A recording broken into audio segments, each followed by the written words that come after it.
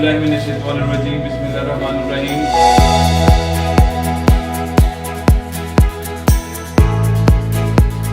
बच्चों को हमें सिर्फ एक अपॉर्चुनिटी देने की ज़रूरत होती है और ये टैलेंट जो है वो छुपा हुआ होता है छोटे इलाकों में, गाँव में।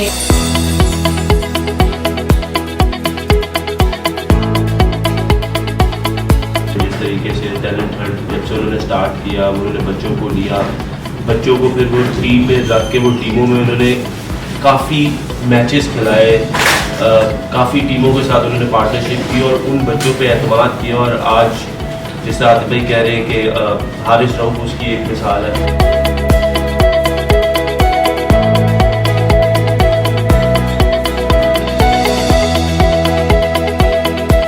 शहबाज साहब के साथ जब चीफ मिनिस्टर थे तब भी उनका विजन और आज भी उनका एज प्राइम मिनिस्टर विजन यही है कि हमने अपनी इस यूथ बल्ज को पॉजिटिवली इंगेज करना है, इस टैलेंट को निकाल के ना सिर्फ इसको कैटर करना है बल्कि इसको मौके देने हैं, एक प्लेटफॉर्म देना है।